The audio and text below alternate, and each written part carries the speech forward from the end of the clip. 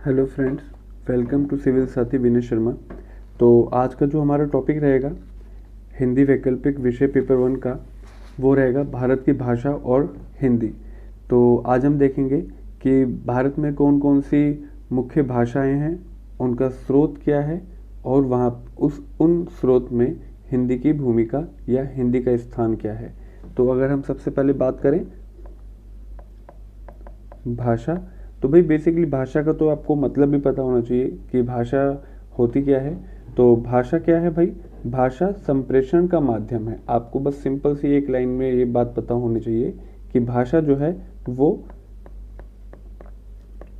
संप्रेषण का माध्यम है। संप्रेषण का मतलब वाद विवाद या अपनी बात को दूसरे तक पहुंचाना।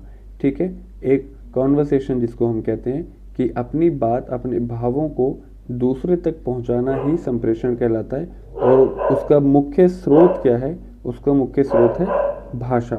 तो अगर हम इसी तरीके से हिंदी भाषा के बारे में बात करें या भारतीय उपमहाद्वीप में बोली जाने वाली भाषाओं की बात करें तो इसको मुख्य दो भागों में बांटा जाता है। पहली आर्य भाषा, जो हम लास्ट वीडियो में देख ही चुके हैं कि आर्य भाषा का विकास किस तरीके से होता है। लौकिक वैदिक संस्कृत, लौकिक संस्कृत, पाली, प्राकृत, अपभ्रंश, अवहट, फिर उसके बाद जो है पुरानी हिंदी, फिर इस तरीके से किस तरीके से जो है वो नई हिंदी या आधुनिक हिंदी तक हम पहुंचते हैं। तो आर्य भाषा और अनार्य भाषा,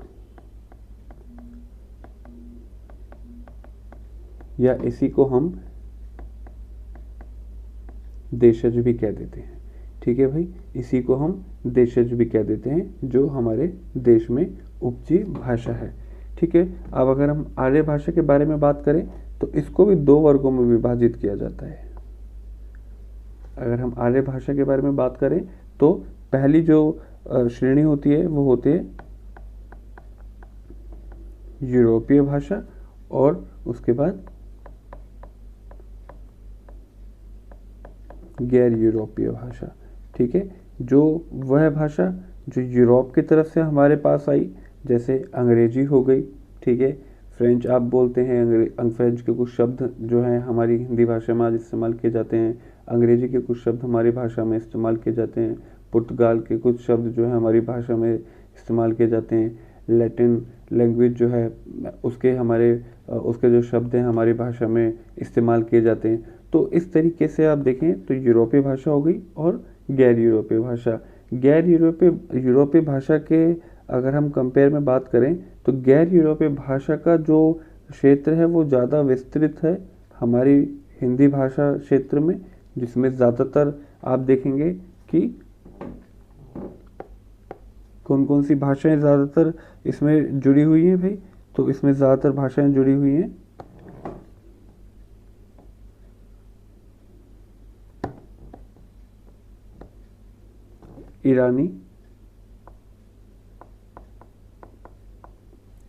ईरानी, दरद, ठीक है, और भारतीय,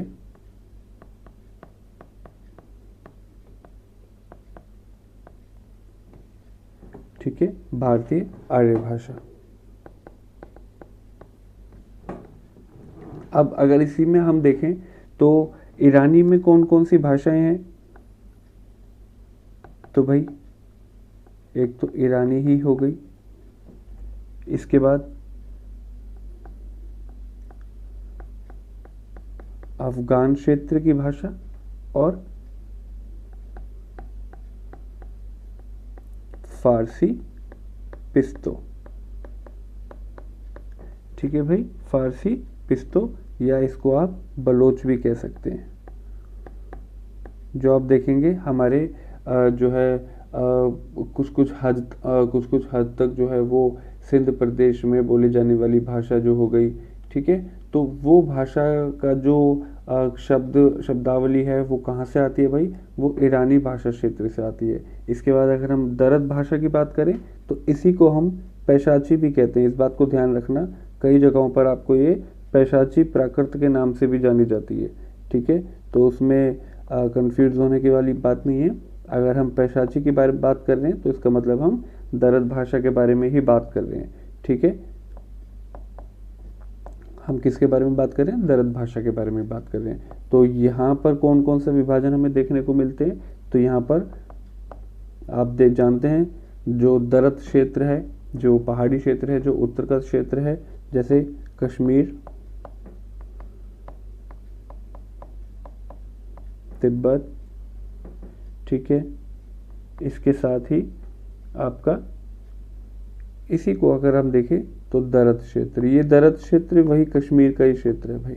ठीक है, कंफ्यूज होने की ज़रूरत नहीं है, यही दरद क्षेत्र जो है वो कश्मीर का ही क्षेत्र है। और पीमा,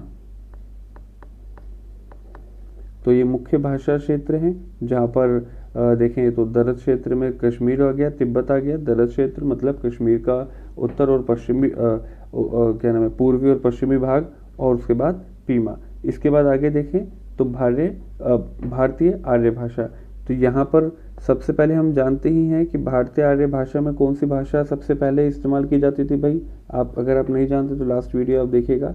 तो यहाँ पर संस्कृत आती है और इसी भाषा को जननी कहा जाता है, यही सभी भाषाओं की जननी है। ठीक है, जिसमें हिंदी आ गई, आगे जाके संस्कृत से पाली, प्राकृत और अपभ्रंश का विकास होगा और उसी अपभ्रंश से सौरसेनी अपभ्रंश निकलेगा और उसी सौरसेनी अपभ्रंश से हिंदी, पंजाबी, ठीक है, गुजराती, ये बहुत कॉमन भाषाएं हैं जो आप आराम से जानते ही हैं। मराठी हो गई, ठीक है, इसी तरीके से उड़िया हो गई, ठीक है भाई, मैथिली हो गई आदि। ठीक है, तो ये वही भाषा क्षेत्र है जो अपभ्रंश से विकसित हुआ, जिसके मूल जो थे वो संस्कृत से देखे गए। वहीं अगर हम अनार्य भाषा में बात करें और देशज शब्दों के बारे में बात करें कि कौन से देशज शब्द थे और कौन सा इसमें मुख्य आप कह सकते हैं क्षेत्र रहा, तो सबसे पहले हम देखते हैं अनार्य भाषा में या देशज भाषा में सबसे इम्पोर्टेंस रखता है वो क्या है? द्रविड़ क्षेत्र। ठीक है भाई, द्रविड़ क्षेत्र, द्रविड़ का साउथ इंडिया का मुख्य क्षेत्र जो हम इसमें देखते हैं, इसको भी हमने मुख्य 4 भागों में विभाजित किया है। तो आप जानते ही हैं, मैप के थ्रू एक बार देख लेते हैं इसको। ठीक है भाई, 4 क्षेत्रों में हमने इसको विभाजित किया है। सबसे पहले अगर आप देखें तो ये क्षेत्र हो गया,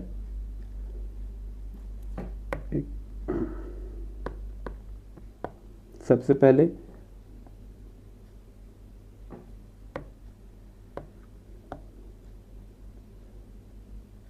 एक क्षेत्र हो गया। ठीक है भाई, इसी के साथ आपने देखा होगा तमिलनाडु वाला क्षेत्र और ये आंध्र प्रदेश, तेलंगाना वाला मुख्य क्षेत्र। ठीक है, और यहाँ ये केरला वाला।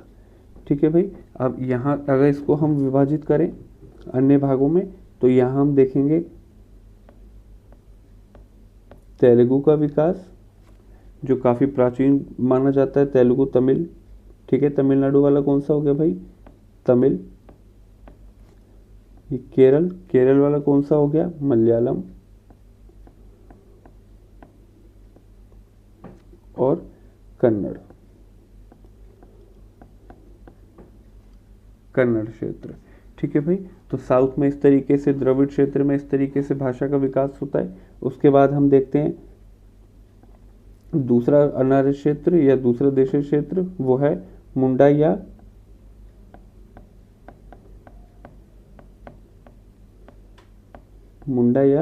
कौल।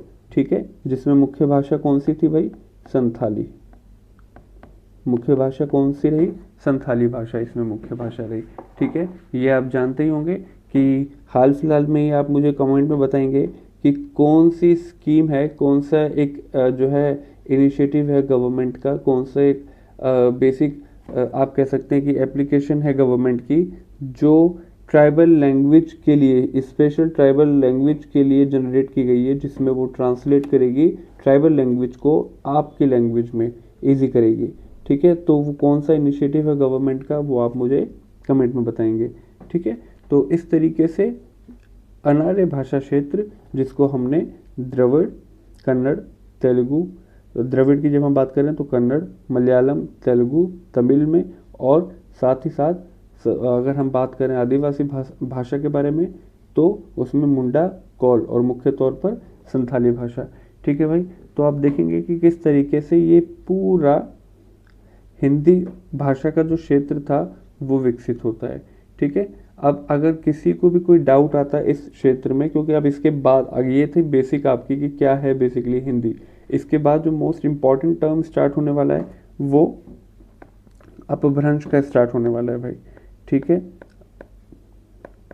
इसके बाद जो टॉपिक आएगा वो अपभ्रंश से आएगा। तो आप सोचेंगे कि अपभ्रंश को सीखने के लिए इतना सब कुछ जानने की क्या ज़रूरत थी।